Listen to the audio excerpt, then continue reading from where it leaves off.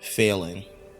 By definition, failing is the process of one's own shortcomings, a social construct of not meeting an intended objective. This can be viewed as the opposite of success.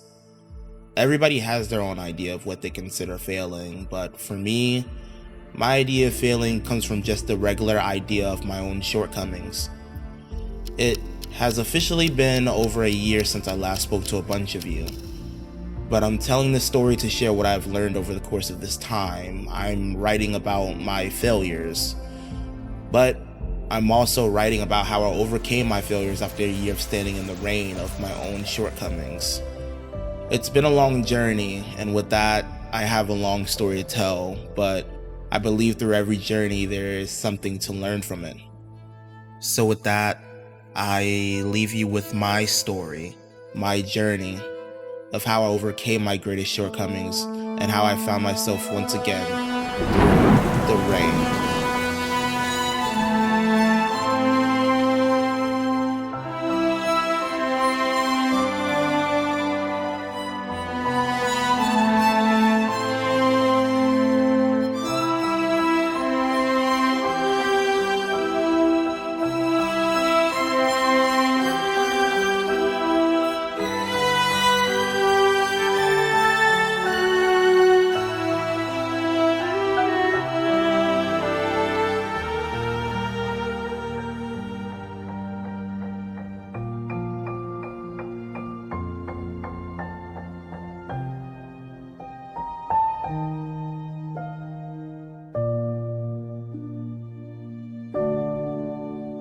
There are so many ways to start this story, but I think a place to start this story is at a moment where I was the most proudest of where I was. Which is funny because in every story there's always a climax, and with every climax there's always a falling action. My climax was when it came to my college graduation. 3.5 years of grinding in school, focusing and building my craft, and the accumulation of a bunch of joy, memories, and times of overcoming constant hardships. How could I not feel like this wasn't the best time of my life? Walking across the stage was a reminder and a celebration of all the things I had achieved, not just during my time in college, but also to my 3 years of growth as a person. Crazy enough, I have never been much of a person to celebrate or be emotional when it comes to these types of things. Hell, my high school graduation was just whatever to me because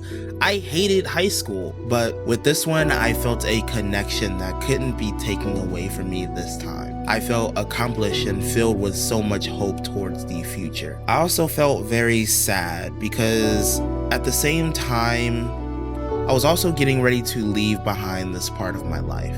Through it all though, I was especially just happy that I experienced this journey, especially with all the friends and people that I have met along the way. Truly just some unforgettable days in my life where I felt so much pride in myself that I normally don't really feel very often. This was a time in my life I can truly never take back, and I just simply have no regrets. As I said though, with every climax, there is a falling action. After everything had settled, it was time for me to say my final goodbyes. A goodbye that felt very bittersweet because, like I said earlier, I was excited for the future, but sad I was leaving this journey behind in my life. Luckily enough, I wasn't fully leaving this journey, which didn't make me too emotional. I wasn't leaving Florida just yet because I had planned to move in with my friend for some time as I planned to get my life started. Everything for the most part was going great until a couple weeks rolled by and I started to find no luck in my plans. I don't need to go too much into details because that isn't really important in the story I'm trying to tell today, but just know that I struggled to get my life together and all the money that I had saved up started to slowly dwindle away. 2 months will go by and there was still no luck on any of the plans that I was trying to get going. I was probably at my most stressed, constantly trying to keep up, worrying about my savings and if I was going to eat. I remember I wasn't sleeping too well because I didn't have a bed and I didn't have any money to sleep on a proper one either. More time kept passing, and eventually when my savings dwindled and I couldn't get anywhere with my dreams, I just couldn't take it anymore. I had to come home.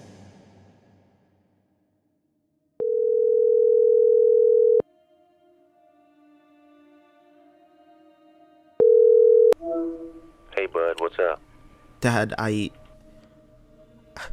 don't know if I can do this down here anymore. I think I might just need to come home.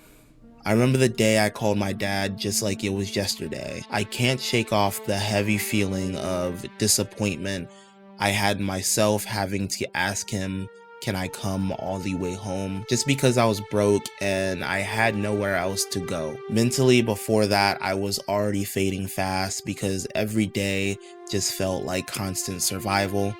And with personal issues also going on at the time, dealing with some friends mostly exiting my life, I just felt myself breaking as the days went by. My pride was broken. Thankfully, my father helped me get back to the comfort of his own home, which I am forever grateful for. But just leaving so abruptly, I also didn't get a chance to get true closure from leaving.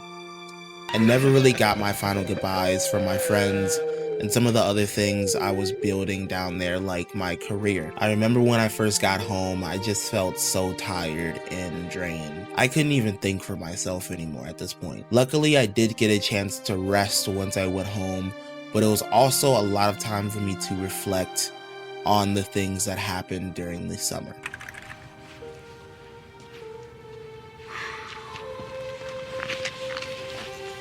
Just sit right here. Oh my God. I had a mental breakdown a couple days ago, and it was like the first time I cried in a while. But I figured I'd just come on the camera because this is normally the first place I can ever really seem to open up to. It's just me by myself in this dark parking lot. But like normally when I'm behind the camera, it's just always me and just the camera. I don't have to think about anybody else. It was pretty difficult.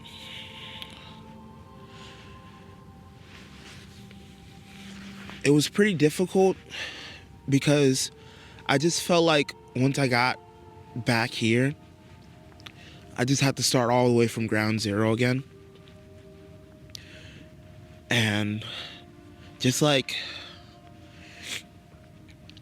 honestly, I just felt like a huge failure when I made that call.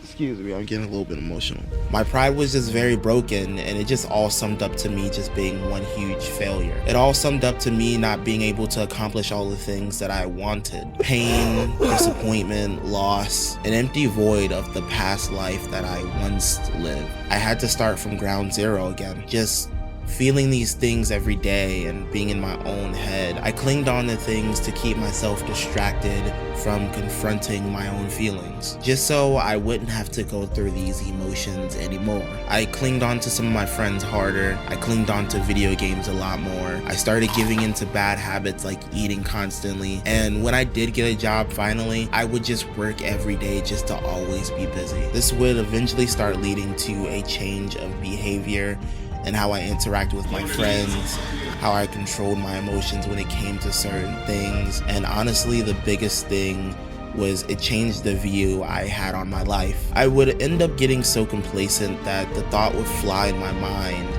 that I should just settle for living a normal life and that I should put my dreams away and the ambitions that I once had. I thought my failures were the end, and I started living my life that way. I'd wake up, go to work, come back from work day or night, and just play the game for hours and hours just to distract myself. Not to mention, I just cling onto the friends that I had around me. This did not fix any of my problems, and it only created temporary distractions that just made everything worse all in the end. It would show because doing what I did would leave an even bigger hole inside of me. There was just no drive or soul leading my life anymore, and some days I would feel even more upset deep down because I just knew that I shouldn't be living like this. I was just so broken that I just would never act on it, and I'd suppress it deep down. It would just lead to the cycle that I could not escape, and it would feel like I was constantly spiraling. It wasn't until this one very specific moment that changed everything. It was a moment where I reacted to a situation that was completely outside of who I was. It was so bad that it literally put a pause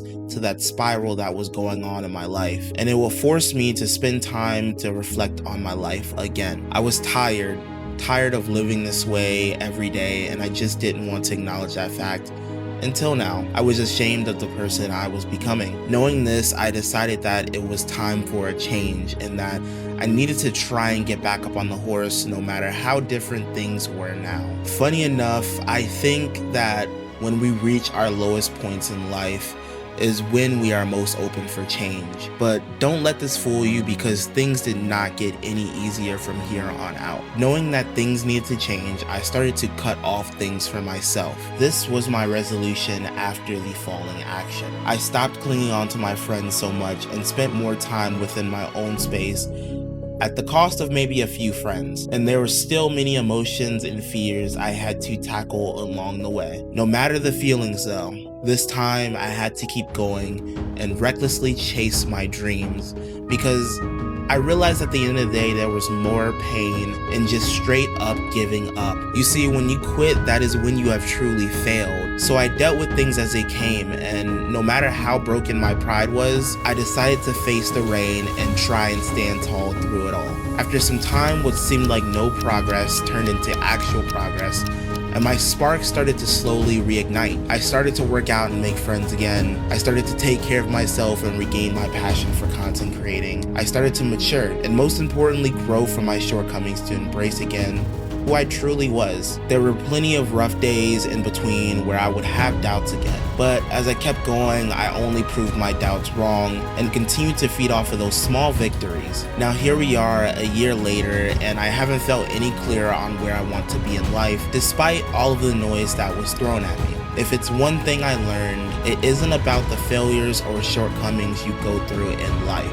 It's about how you move forward when you face those things that make you who you are. So for anyone that is watching this that is going through a similar situation, you are not a failure, and don't count yourself out just yet. I close this story with a message to never give up and to keep recklessly chasing your dreams. And to anyone that resonates with this, we are not failures, and we're not defined by them. We're defined by what we do when we move forward with our own actions. I am a champion, and I persevere, and so are you. So hang tight and show some grit, because you never know when the next best thing is around the corner for you. And you never know when it is your turn after your own shortcomings to show everyone what you are truly made of. So just recklessly chase your dreams and never give up, because at the end of the day, you owe it to yourself to find out the end results of your own story.